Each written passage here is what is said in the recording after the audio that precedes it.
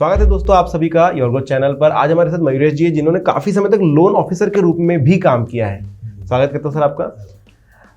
आज हम loan officer के बारे में ज्यादातर जानकारी यहाँ पर निकालने की कोशिश करेंगे कि क्या काम है, कैसे कर सकते हो, और अगर आप भी बनना चाहते हो तो आप कैसे बन सकते हो, कैसे इस सीढ़ी को आप कर सकते हो। तो चलिए जानते हैं। सबसे पहले तो मैं मयूरेश जी से यह जानना चाहूंगा कि लोन ऑफिसर का काम क्या होता है मेनली। लोन ऑफिसर का काम जनरली ये होता है कि जो भी फाइल आपके पास लोन के लिए आती है जी, उसको थॉरली चेक करना जी।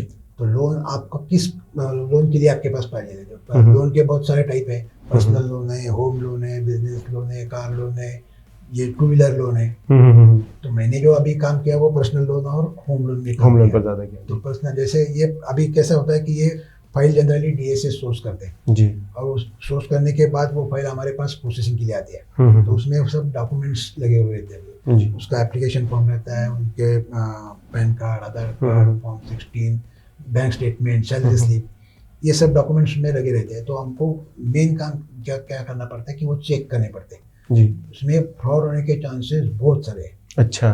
क्योंकि कंपनी का सैलरी स्लिप का कोई ये नहीं रहता कि मेरे सैलरी स्लिप ऐसा है। कंपनी सैलरी स्लिप प्रोवाइड करती है जी। लेकिन उसके ऊपर ये जो बाकी फ्रॉड करने वाले लोग हैं ना, बहुत सारे उसके ऊपर अलग से सैलरी स्लिप खुद का बना के कर देते हैं। बैंक स्टेटमेंट का वही वैसे है। Bank statement to bank issue करती है लेकिन उसमें कुछ चर्चा करके लोग बैंक स्टेटमेंट भी अलग ही करते हैं। तो वो देखना लोन ऑफिसर का, क्रेडिट ऑफिसर का काम है। जो भी डॉक्यूमेंट उसने सबमिट किए हैं वो बराबर है कि नहीं। जनरली हम क्या करते हैं कि उसके लिए अलग एजेंसी अपॉइंट करते हैं जी।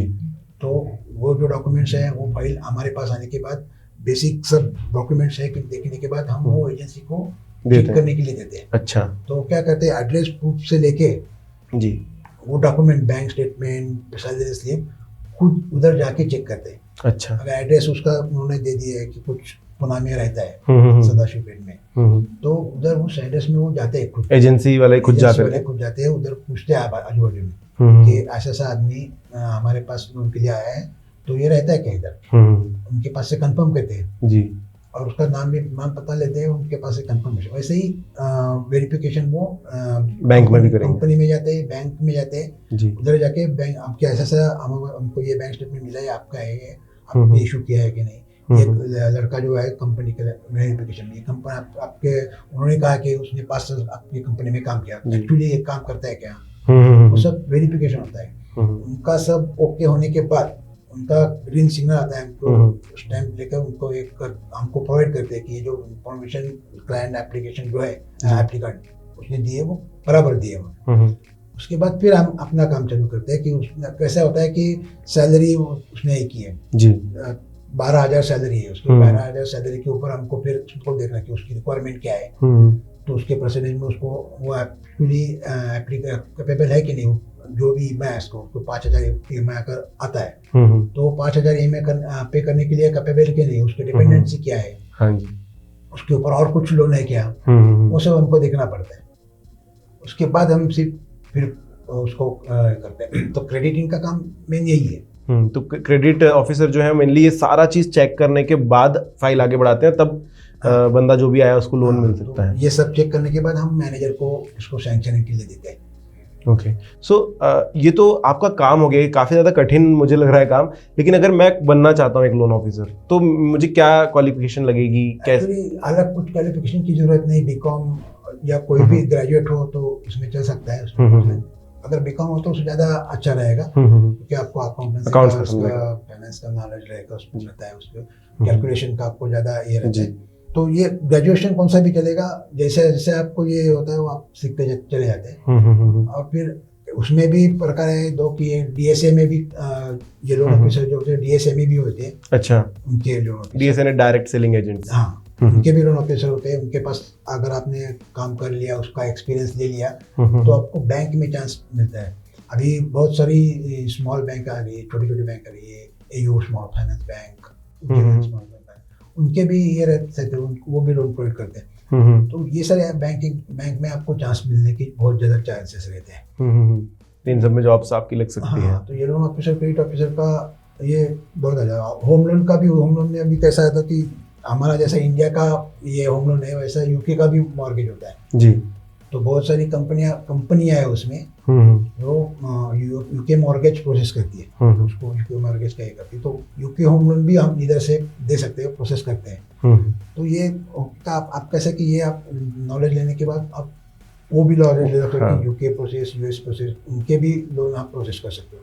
तो आपको बैंक में जाने का भी चांसेस होता है, और ये मल्टीनेशनल कंपनीज भी कंपनी जाने का चांस वो यूके प्रोसेस करती है, उनके पास भी आप जा सकते हैं। आपके पास बहुत बड़ा स्कोप है अगर आप इस फील्ड में जा रहे हैं तो ग्रोथ ज़्यादा है। लेकिन आपको काम बहुत अच्छे से सीखना पड़ेगा। नए जब है तभी सब आपको जानकारी लेनी पड़ेगी, ये कैसा होता है, क्या होता है, फ्रॉड कैसा होता है, ये भी आपको उसको लेना पड़ेगा सब जानकारी कि ये लोग कैसे फ्रॉड डॉक्यूमेंट सबमिट करते हैं। क्योंकि दिखने में तो ये सब आसान है, लेकिन अगर कुछ उसमें हो गया तो वो आपके ऊपर भी आ सकता है, क्योंकि आप मेन उसमें क्रेडिट ऑफिसर, क्योंकि आपने चेक नहीं किया है अच्छे से, इस वजह से हुआ है। तो ये आपको बहुत दिखने में तो आसान लगता है, लेकिन बहुत इम्पोर्टेंट जॉब भी है। तो ये जॉब मैं कैसे पा सकता हूँ? मतलब अगर मेरा इंटरव्यू कहीं पर है तो किस तरीके के क्वेश्चन मुझसे पूछे जा सकते हैं, कैसे इंटरव्यू होने वाला है?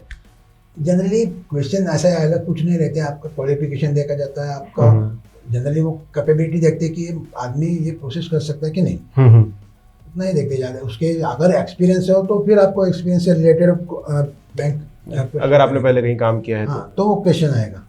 अगर आप फ्रेशर हो तो ज़्यादा वो करते नहीं, जनरली फ्रेशर लोगों को डीएसए के काम अगर मिल गया तो एक्सपीरियंस उनको बैंक में काम करने के लिए ज़्यादा उपयोगी होता है। तो अगर पहले डीएसए बना दिया, 1 आध साल उन्होंने काम कर लिया, उसके बाद एक्सपीरियंस लेकर के आप फिर जो है बैंक ऑफिसर में जा सकते हैं। एक्सपीरियंस लोगों को ज़्यादा ये आता है, जबकि फिर बैंक वाले एक्सपीरियंस के ऊपर उनको क्वेश्चन पूछते हैं जी। अगर प्रेशर हो तो ज़्यादा कुछ कठिनाई नहीं आती उसमें जॉब मिलने में। जब बैंक में ऐसे कुछ रूल्स आप लोगों के ऊपर होते हैं, जैसे लोन ऑफिसर के ऊपर, कि ये करना ही है या नहीं करना है? जनरली रूल्स ऐसे नहीं रहते, लेकिन टारगेट्स रहते हैं कि कैसा होता है कि बहुत सारी फाइलें आती है जी, तो फाइल वो जितनी फाइल आती है उतनी प्रोसेस करनी पड़ती है, और उनका भी बैंक का जनरली महीने का टारगेट रहता है कि हम इतना प्रोसेस करना पड़ेगा, उतना चाहिए, तो उस हिसाब से वो काम होता है। तो आपका काम टारगेट बेस्ड ही होता है? हाँ, कि आपको हाँ, बैंक एम्प्लॉय को भी हो उसका काम टारगेट भी से आगे, काउंटर का भी हो तो उधर उसको भी रहता ही है। तो मंथली टारगेट्स होते हैं आपके पास कि इतनी फाइल आपको प्रोसेस करनी है। सो उसके लिए आपके पास फाइल्स आनी भी जरूरी है, जो कि आपके पास शायद बहुत सारी आ जाती होगी। जितना आपका टारगेट है उससे तो बहुत ज़्यादा आ जाती है। सो सर, मैं ये भी पूछना चाहूँगा कि अगर मैं एज अ फ्रेशर किसी कंपनी में ज्वाइन होता हूँ कि भाई मुझे बैंक ये लोन ऑफिसर बनना है या फिर डीएसए बनना है, तो क्या सैलरी मैं एक्सपेक्ट कर सकता हूँ?